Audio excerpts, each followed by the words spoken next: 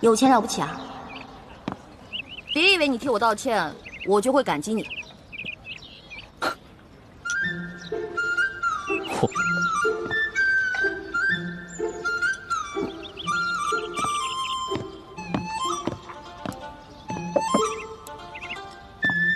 小兄弟，看你那么喜欢吃美食，这个呢，是我自家带过来的糕点，外面吃不到的，赏脸一品吧。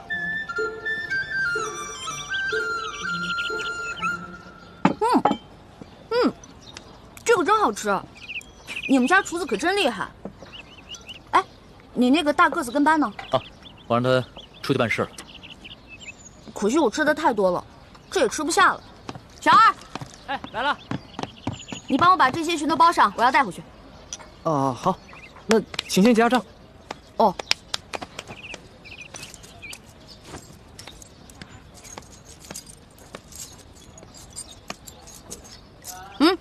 不用找了，这不够啊！这可是整整1吊钱啊！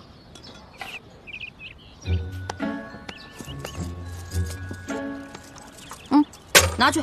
这还差得远呢。这回够了吧？只够个零头。这么多钱只够个零头？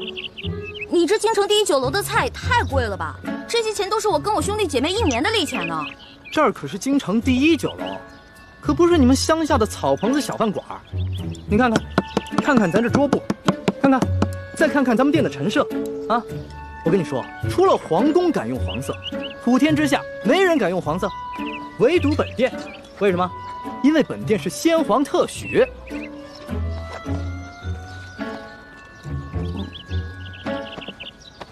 啊，这样吧，这顿饭钱我来出了。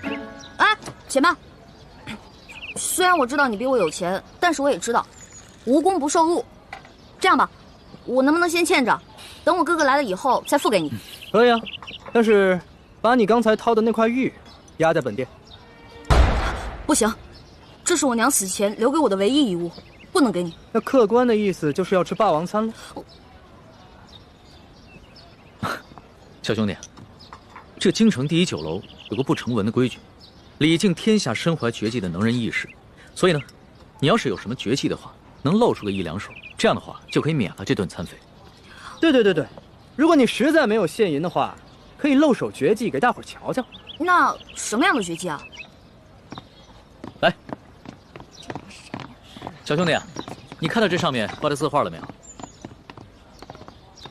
只要你能题一首诗，写一首好字儿，或者是画一幅画，就够格了。不瞒兄台，诗词歌赋、书法绘画，我样样都会，但是可能比不上这上面的墨宝吧。若是小兄弟觉得自己文采稍逊的话，那会不会什么别的，比如某种乐器、舞蹈，或者武功杂艺？没错，乐器嘛，我会好多种，舞蹈、杂艺、18般武艺，我也都会那么一点点。但是绝技，恐怕还谈不上吧。原来客官所学杂而不精啊！